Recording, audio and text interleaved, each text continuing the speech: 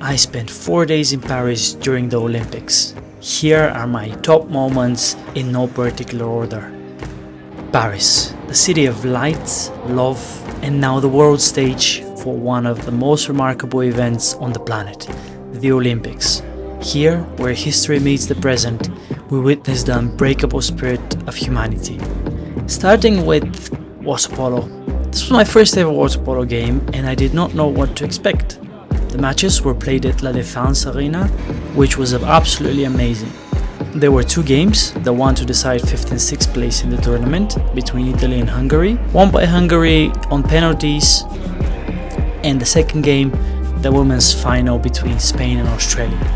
In front of packed arena, an inspired Spanish side took the gold, leaving Australia with the silver.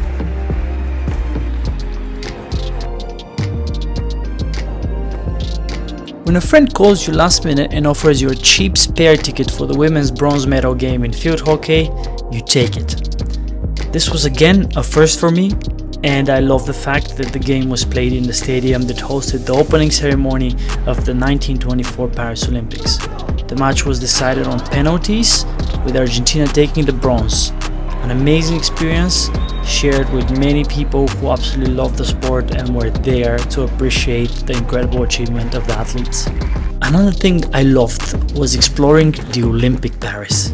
The city had turned into the sport capital of the world for those 2 weeks, and it looked and felt differently.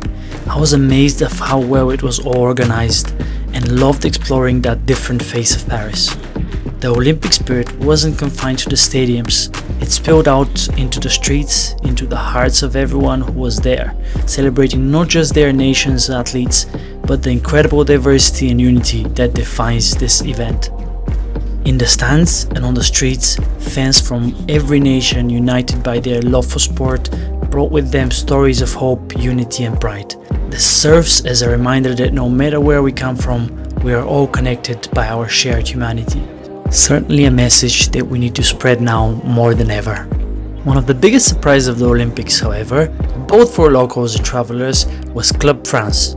Located in La Valette area of Paris, country houses were a space where some nations had a chance to present their culture, raise their profile, and celebrate the Olympians. Some of my favorites were Casa Brazil, Casa Mexico, and House Mongolia. But the undisputed winner here was Club France. This was the largest Olympic fan zone, holding up to 25,000 people, where large screens showed live action, focusing on the French athletes. Medalists came and paraded their medals in front of a super excited crowd, and live music created a party-like vibe which continued late into the nights. And probably at the very top of my experience in Paris was the evening's athletic session at Stade de France. Even though our seats were category C, we were lucky to be positioned just in front of the starting line for the men's 200-meter final, and with a clear view to the women's long jump final, the women's 400-meter hurdle final, and the men's javelin throw final. We saw records being broken and superstars being born. Stade de France was an incredible setting for these events, and the atmosphere in the stadium was unforgettable. All those things were amazing, but nothing blew me away as much as the sheer dedication and performance of the athletes. They were the ones that made this Olympics what it is, and inspired millions around the world to be better.